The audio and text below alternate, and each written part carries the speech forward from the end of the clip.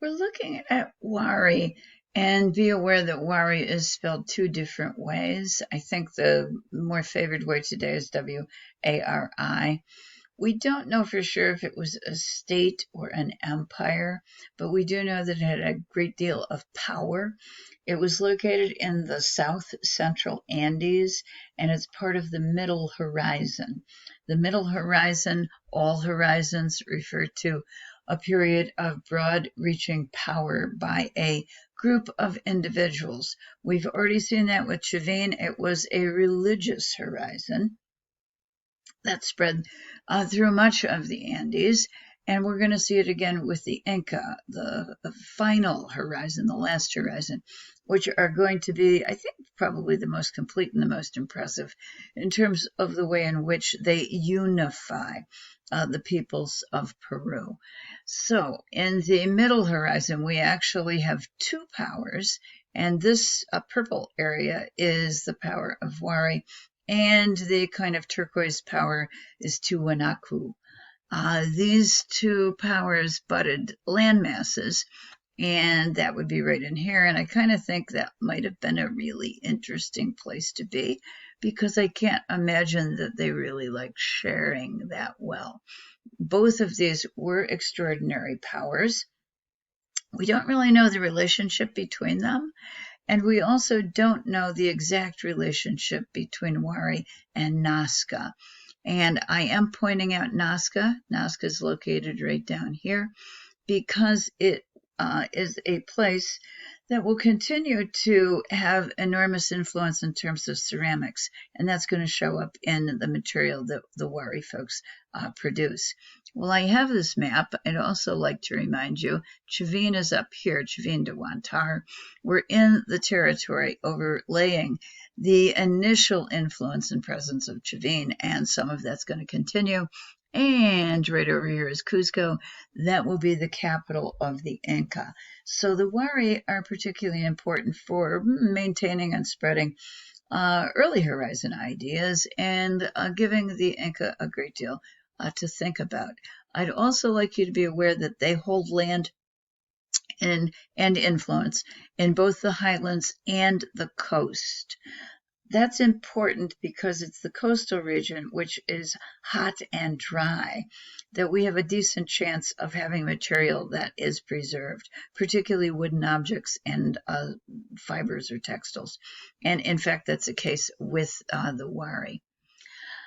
They will initially be influenced by Nazca, particularly in their ceramics, and then by Tiwanaku for their iconography, for their symbolism.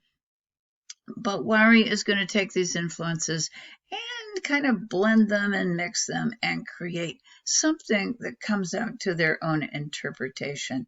They're going to leave all of this behind, in particular, the symbolism of the iconography, and some of that's going to be maintained by the Inca. The image that I have on the screen right now that we're looking at is the face, the body, essentially, or the belly, I guess is a better word, of a globular vessel that was created by the Wari that was purposely smashed. Recently, work has been done at the site of Canchapada, which was a Wari site, and archaeologists have found a lot of material there, but particularly important is feasting vessels. These feasting vessels often are very, very large, sometimes depicting male and female figures that are representations of corn divinities. So we suspect that these really big vessels actually held corn beer. At the end of the feast, then these vessels would have been ritually destroyed or killed. And we're looking at the efforts of archaeologists to put some of the fragments back together. I want to frame this by saying that feasting was an important part of Andean ritual. If a person of wealth and power, a ruler for instance, were to hold a feast and you were to go to it, it would help to strengthen the social and the political connections between peoples. So it's something that was routinely done in the Andes. The Inca are going to continue it big time. We can also see it when we get to North America. It's a particularly important part of Northwest Coast social structure. This is one of the Wari feasting vessels that could have been used to provide for the guests that were accompanying you at a feast. What this helps to do, if you have a really big feast and you invite people and you treat them really well, is to help secure reciprocity. And that's one of the fundamentals of Andean life, but reciprocity between people. In other words, I feast you, and you are going to want to return the favor or help me in some other way. We believe that this helped the Wari to gain access to resources, and that might have included labor, which would have been necessary for some of the Wari building projects. This is a look at the archaeologist who's working at the site that I've mentioned, excavating Wari goods and trying to put Wari into a clearer context. I like the idea. It's a good scale shot. It'll show you the size of some of these vessels, which we do believe specifically were created to hold corn beer at feasts. It also gives you a little bit better sense of the way in which these have been smashed or fragmented. Top left, figure 138 in our textbook also comes to us from the Wari, and it is a Caro. And again, I'm sorry, but we have two different spellings for it. I think I favor the one with a K, but I think our book is using a Q. A Caro is just a tall drinking vessel, kind of like a glass, maybe a little bit, because it does tend to be tall in nature. The carols produced by the Wari had a number of different subjects on them.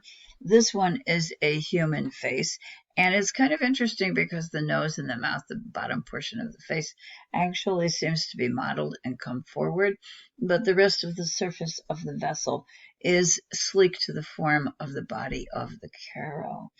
It is also an image that has, I'm going to go back and use the word trans-eye. I think our textbook is talking about it as starry eyes. And the individual who is being depicted probably references the drinker who was holding and using this caro. In these feasts in particular, there would have been conspicuous consumption of corn beer.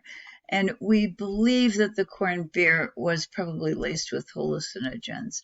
Our textbook author actually takes us up to the top and suggests that some of these caros include images of San Pedro flowers, and that's probably the case in this one.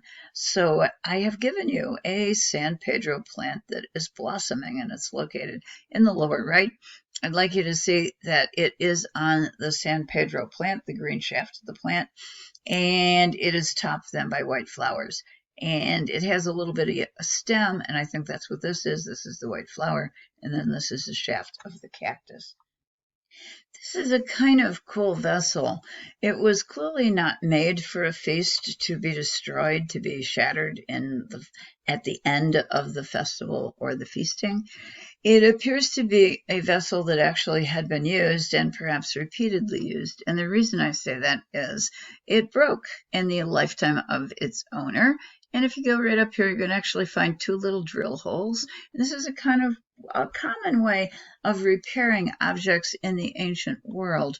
And the owner of this vessel did drill those holes in and then took a cord, and tied the pieces back together so the vessel could continue being used. Presumably, as you swallow, the back of the vessel would be the portion that would actually hit your mouth. But it indicates concern with the value of the ceramic vessel in keeping it and in maintaining it. As we look at it, you can also see some of the characteristics of Wari. There tends to be a kind of geometric quality, a little bit of a rigid symmetry that permeates the work that comes out of Wari workshops and painters. This geometric treatment or rectilinear approach to forming images is consistent in Wari design, in its architecture, in its ceramics, and also in its sculpture. This particular caro also reveals influence from the Nazca folks in the South Coast because we have pretty vivid colors that were achieved by the use of slip painting essentially on the surface, and then also those black outlines that are shared by Nazca artists of the South Coast.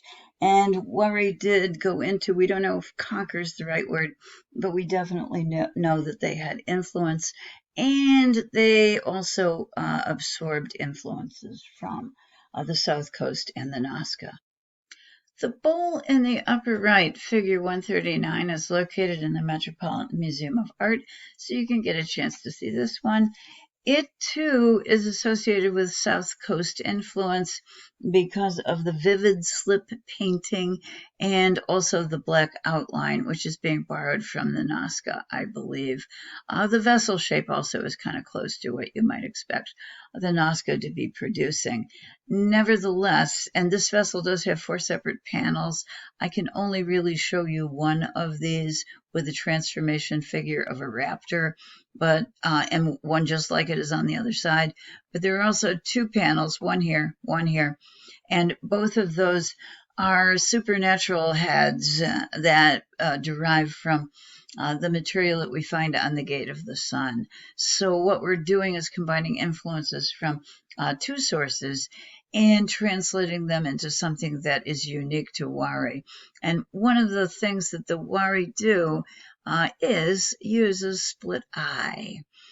You can think of it as duality if you'd like to, or you can think of it as a stylistic element. But that sometimes helps you to recognize when you're looking at a Wari vessel, because Wari to Wanaku sometimes can be close to each other because both of them engage with rectilinear imagery. In this particular depiction, we have a transforming figure, a raptor, and that's located right here in the center of this U shape. That may be associated with shamanism, and it's been suggested that the raptor also can be associated with the elite ruler who could act as a shaman, a mediator who could contact the world of the spirits for the benefit of the living. Again, I would suggest that this vessel might have been used for corned beer with some enhanced substance to make it more potent. And how do we know this? Well, around the U shape there, and it really looks like it's sprouting, there are 4 examples. One here, well, I got one to the left, one up here, and one over here. And these are images of corn. This is the husk, and those little dots on the surface, those would reference the kernels of corn. So it's probably a reference to a vessel that could have been used, a bowl that could have been used for corn beer, but probably enhanced corn beer, because up at the top, it's also suggested, particularly by our textbook author, that this and this would again reference the San Pedro flower, and in particular the white flower heads that we're looking at down in the right of our screen. A last example that does pretty much the same thing. I chose this because it's double spouted bridge, and that is a classic Nazca form that is being absorbed by the Wari.